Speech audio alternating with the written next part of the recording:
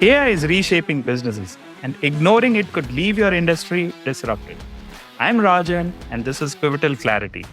We talk to those building or using AI, founders and engineers with real world experience. Our aim is to cut through the hype and see where AI is truly making an impact. If you're a business or following tech trends, these conversations offer clearer insight than most of the press. Let's get into today's episode. Welcome to Pivotal Clarity and AI podcast. Today, I'm excited to have Erik Salo with us, who has over 30 years of experience in the tech industry. He's played multiple roles in strategy, in product management, and in marketing. Currently, he's a vice president of product and marketing at Vidura. And prior to that, he had worked at Seagate. And Erik is looking at how high performance computing, data storage, and AI is coming together, and what kind of new products can be shaped up from this. Erik, welcome to the show. Rajan, thank you. Awesome. So, Erik, what does high performance computing mean for a layman? Well, high performance computing means computing that's fast. Right? Ultimately, and it's funny. There's so much energy on AI right now, and AI and HPC are not exactly the same thing, but they're close. And ultimately, it's when you need to do computation at a rate that is significantly faster than standard enterprise computing. You call that high performance computing. And where does the AI layer come in right now? Well, that's something that's really interesting. People, I think, especially if you haven't been in the industry, you think AI is new. But actually, AI has been around for my whole career, right? And, we called it different things. We called it machine learning and neural networks and things like that. But really, this fast computing, high intensity computing that is designed to find patterns in data is been around for a long time. And we are seeing quite a bit of innovation. I mean, the explosion in the last couple of years with the AI world has been, I don't know about you, I've never seen anything in my whole career with the velocity of change that we're seeing in AI. I mean, if you don't pay attention for a couple of weeks, you're behind the times, right? It's just amazing how that's going. And, one of the things that I think a lot about is there are some subtle differences between the legacy HPC market and the AI market, and that's something that we've spent a lot of time thinking about and making sure that our products are focused on, because we see just tremendous investment and energy going into the AI proper kind of world right now. What would you say are some of the changes in the AI market? Like, how has the landscape changed? There's two ways to look at it, right? So one difference I think is that even though this whole notion that computers can find patterns in data that are useful to people, that's been around for a while, but just recently, the capabilities, especially of these LLMs, has broken through some kind of barrier where everybody, my mom, I always feel my mom can figure out what's going on in the technology market. It's hit the mainstream, right? She still hasn't, mastered the concept of a window, like she closes one thing to open another one, but she's telling me all about AI. And, so you see from one perspective, you see that. The other thing that's been just a tremendous change is the scale of computing is just mind blowing, right? We're doing these relatively modest, trainings and things like that, and now you see these big models are spending, billions of dollars on models, and I don't see any, at least for one vector of innovation, I don't see it slowing down at all. It's just getting bigger and bigger. Usually in tech, Eric, is it's a game of strategy. There are like specific choices that you're making, and you've seen multiple shifts in terms of platforms. Whether it is the old school enterprise or whether it is cloud or mobile and now AI. What do you think are like important right now, and how do you actually think about it, like making strategic choices with all these landscape changes? Well, that's a good question. And, there's actually been one big fundamental change, and I think a lot about storage. My career, I spent about half my career in chips. I worked for AMD for a long time. Great company, by the way. I loved them. I had a great run. I'm glad to see they're doing so well this last few years. So half my career was in CPUs, computing. I was a chip designer, and then half my career has been in storage. And you know, storage and computing are related, but they're not the same. And the big change in storage over, I guess not probably the second half of my career, is that the world's gone from what's called scale up to scale out. And You think about it, it wasn't too long ago that, high-end enterprise storage was these kind of called scale up in the rack, right? Dual, active, active. You'd have a couple of servers and they would each be able to talk to all the storage elements, usually RAID. And those systems reached a certain level of reliability, a certain level of performance. And kind of oddly, we're still using that in some of these newer applications, which is really puzzling to me because, is it 15 years ago now? The cloud world got to this point where they realized that their scale was so big that no matter how reliable any of these single scale up elements were, it wasn't reliable enough for the whole system. And so what they did was they spread the reliability out, scale out across many nodes, right? And that was a fundamental change, right? Scale up to scale out. And one of the things that's been really surprising to me is while the kind of the bulk storage has fully, transitioned to scale out object stores, things like that. I spent a ton of time at that on my last stop at Seagate. The high performance world's still kind of in this old school scale up architectures, and they're just not very good for the new workloads, right? They're not super reliable. They lose your data all the time. They go offline. They're hard to manage, and that's actually the product problem that we set out to solve at Vidura. Is we saw that hey, the whole world of big storage has moved to this scale out architectures. Why hasn't the high performance world moved to these, right? And that's what we've done, right? It's a big shift. How does one not get disrupted in all these big changes, whether it's a small company or it's a large company? How do you think about that? I mean, that's always the problem in product management, right? Is like you've got to recognize what's a shiny object and what's real. And I tell you, fundamentals always win, right? And if you think about the fundamentals of the business, right? So storage, what are the fundamentals? Think about it. You can tell me. Don't lose people's data, right? When they put the data on your product, don't lose it, right? That's number one. Number two is make sure they can get to it. Maybe, you don't want it so that it's on your device, but they can't get it, right? So don't lose people's data, make it available to them and make it fast and make it inexpensive, right? Like those fundamentals, they've always been true and they always will be true. And so, as we kind of see this big shift in high performance computing from, I'd say, HPC centric, which is kind of very CPU centric, and there are fundamentals, right? It's very write intensive. It's mostly sequential. The files are usually big. There's like millions of files. That's kind of the traditional HPC world. AI is similar, but it's not exactly the same, right? There are differences. It's read and write intensive. There's a mix of sequential and random workloads. There's quite a bit, many more files, orders of magnitude more files, a lot of smaller files and things like that. So you're seeing a difference in the users, right? The users are different. The profiles are different, but the fundamentals are exactly the same, right? And so it's like, as a company, think about what do your customers actually want? And by the way, one of the best ways to figure out what they want is to ask them and listen to what they say. But work on those fundamentals, and then as the market changes and as the what's popular and this day moves up and down, those fundamentals are always going to be true. You've also spent a lot of time on product marketing. How would you describe that for a layman? What's the role of product marketing, and how has that changed with the change in the shift that we are seeing recently? Well, I think of marketing. I'm an engineer. I started out as an engineer, and I still, in my brain, I'm an engineer. So I look at the world through that lens, and marketing is really two things. One is it's understanding the trends and the requirements in the marketplace early enough so that your engineering team can do something about it, right? That's important, right? It doesn't take a lot of, you don't have to be a genius to figure out what happened after it happened, right? It's like you got to watch out, you got to figure it out ahead of time. That's one. And then the second thing is positioning and promoting your product in the market in an appropriate way. And a good marketing strategy is really just a multiplier, right? It just takes what the engineers have done and what your customers have told you, and it puts it in a clearer voice to new customers and to the market. And how has that changed, Eric? Has it changed from like how you would do product marketing in the high performance, old school market, and how would you do it in enterprise, and how it's shaping up in the new AI markets?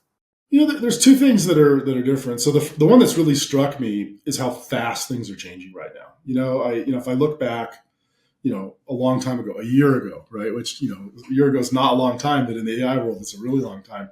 I thought about, well, here's what we think is going to happen. And as a team, we talked about the trends, and looking back, I would say we were exactly right about what was going to happen, but it happened more quickly than we thought. So that number one is just the speed. Is this is, everything's at 11 right now. I've never seen anything innovate this quickly in the market. So that's number one. The other thing is that it's not a mature market. You think about it. The HPC world is a relatively mature market. The workflows are mature. A lot of people you deal with have been in the market for decades. It's very optimized. It's very mature. Whereas the AI world is kind of like a gold rush right now. It's like everybody's coming in and everybody's got a different idea. And there are some trends emerging, but I don't think anybody. I spent a lot of time looking at the market. I don't think anybody exactly knows how it's going to go.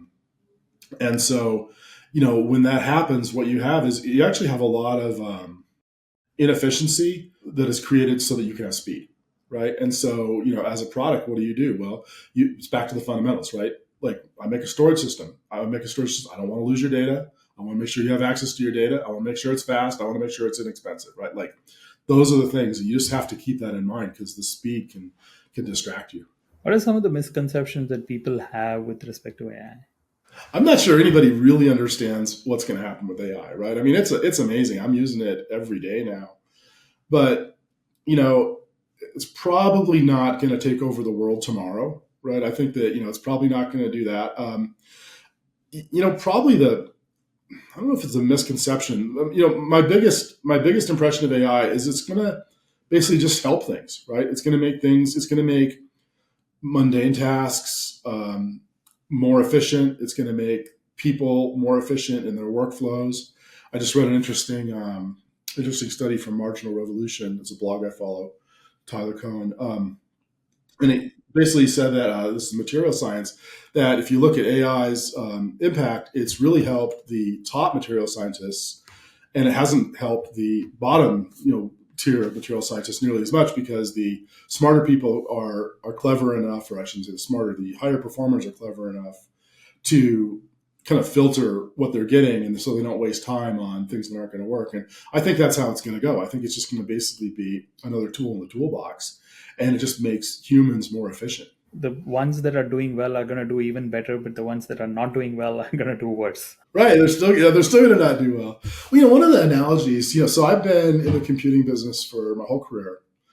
And, when I was in college, I don't think you could take computer programming. You could take microprocessor design. That was computer programming. And my first class was writing assembler language and moving bits through a CPU, right? And if you think about it, in the space of my career, that has gone from abstraction to abstraction to abstraction. So at the beginning, literally, you were moving bits through the register, and then all of a sudden, you came up with this, languages like COBOL, Fortran, things that you could sort of talk to them, and then you had object-oriented, C++, and now you have these higher-level languages like Python, and then today with the new LLMs, you don't have to know anything, and you could just start talking, start typing, and you can make a program, right? And so I think that's what we're going to see is that it's just going to be another abstraction to almost every workflow, right? I don't think there's any industry or job that is completely immune to the effects of this really interesting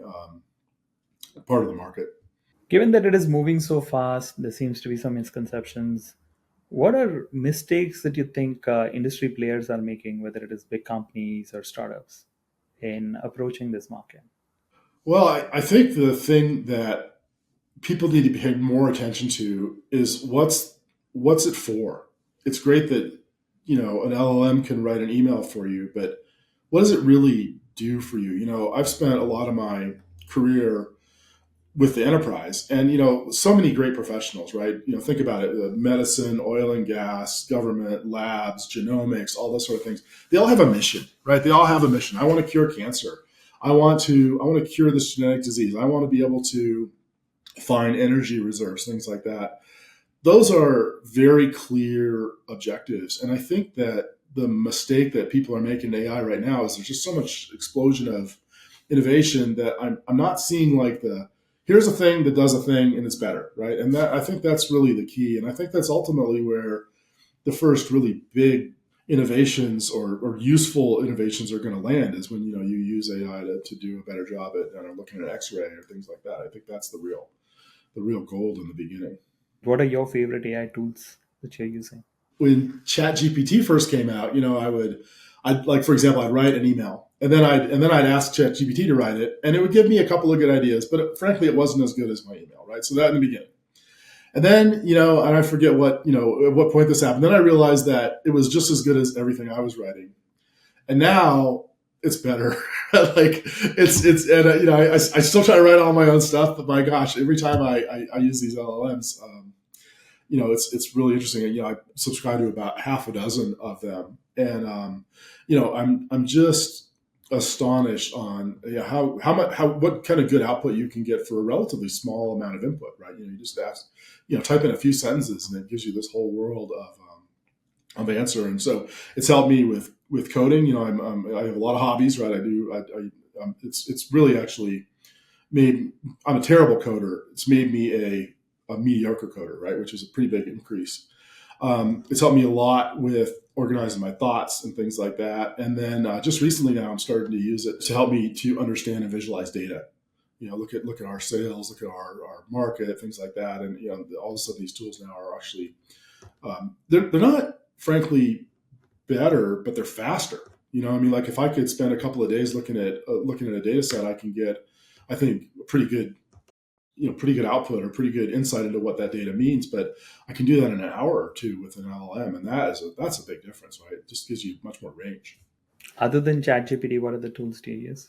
I use ChatGPT, and then my second favorite, actually my first favorite is the Anthropic one. Anthropic's been my go-to, and then I use Copilot for coding, and then I've got a couple of the image ones like Midjourney. What are things that you would suggest to or give as an advice to a startup that is coming out in the AI infra space today? Like, given that so many things have changed, if you were to advise startups on the AI infra side, what are some of few things that you would tell them? What should they do? What should they not do? Well, infrastructure, ultimately powers everything, right? Like, powers the world and solve a real problem, right? That is the key, is solve a real problem. Now there's, everybody wants to get into AI in some way. And so there's a ton of misinformation. There's a ton of just people just, trying to do something. So it seems like they're doing what the other cool kids are doing. But from an infrastructure point of view, and that's something we're super focused on at Vidura, is solve a real problem. And the problem that we've thought about, I'm kind of going away from your question, I'll come back in a second here, is that what we thought about is that, if I look at the storage for these fast computing systems, these high performance computing systems, they're kind of a mishmash of different technologies. Just because that's what you had to do, right? You have the scratch layer from the front, and it's unreliable and hard to use, but it's really fast. And then you've got these really inexpensive, really reliable data lake layers, and there's kind of baling wire and string holding them together, and it's just not a very good solution. And so what we focused on with Vidura is like, let's put this all together, right? Because people don't want to worry about the storage; they want to solve their problem, and they want to work on genomics or healthcare or whatever. They don't want to think about it, right? So make it easy for them and just do all that orchestration in the background for them. And from an infrastructure point of view, if you're a startup, find a problem and solve the problem, right? Don't just be in the world, actually go and find a pain point and solve it, because, you think about all the people that are your customers, they're trying to solve a completely different set of problems, and they just don't want to worry about the infrastructure. They want the infrastructure. That's why clouds, even though they're expensive, they've been very popular, because they're an easy button. You push the button, it works. You don't have to worry about any of the messy infrastructure. You pay them for it, but ultimately, they make it easy. And if you're an infrastructure company in this market, make it easy for your customers. They got a lot of problems they're trying to solve. Don't make your product one of their problems. Make it a solution. Yeah, I agree with you that companies should start with like focusing on a customer problem. But this whole infrastructure space, if you really look at it, like, there are these observability companies, then they are also doing guardrailing, and then they are talking about things like, how do you, um, like, how do you make it like, abstracted, and then how does one position this even when you're solving a particular problem, and that partly becomes like a product marketing challenge when things are changing so fast. Are you a are you an observability offering? Are you a data storage offering? And then, this keeps changing, so how do you navigate those challenges in a fast moving space? My biggest lighthouse for that has always been to go talk to people who are actually doing it, right? And it's amazing to me how open customers will be, right? You go and say, hey, will you tell me what you're doing and what your challenges are? They will. I remember we were talking before the podcast. I did a startup in San Francisco before Seagate, and one year I was on the road 50 weeks, just talking to customers about what they needed. And ultimately, to me, that's the key: is that go talk to people who are in the pits, right? Who are in the in the thick of it and have their sleeves rolled up and are trying to solve problems, and just ask them like what are you doing and what is hard, and they will tell you, and you go solve those problems, and that's how you make a successful entry. One of the things I touched on this a little bit earlier, like I said, we work in the storage infrastructure world, and I've been in storage for a long time. Right? I was at AMD for about half my career, then Seagate for a long time, and then now Fedora, which makes storage. And the question I always ask myself is, what's wrong with the product offerings in the market? Right? What's wrong? And the answer is they're too hard to use and they're not reliable enough. It's as simple as that, right? So for high performance storage, it's fast. It's actually a pretty good value, but it is not reliable and it's hard to use, right? And so the lighthouse for us, and I think this works kind of more generally, is like, okay, that's great. Is it technically possible to make a solution that addresses those problems, right? Yes, it is. Okay, go build that. Right, go build that, and people will want to buy it because again, they're thinking about their problem. They're not thinking about the infrastructure in the background. They want that to be the easy button, and we need to make it so that they can just they can just push a button and have everything work from the infrastructure side. Makes sense. Eric, thank you so much for taking the time. It was such a pleasure talking to you. Thanks, Rajan. I had a great time. Thank you. That's it for this episode of Pivotal Clarity. This is an Opeka podcast. Opeka is an accelerator for global Indian founders building AI software companies. We're exploring the fast-changing world of AI together with our listeners. If you like this podcast, you can find more on our website and other popular podcast apps. Subscribe if you want to keep up.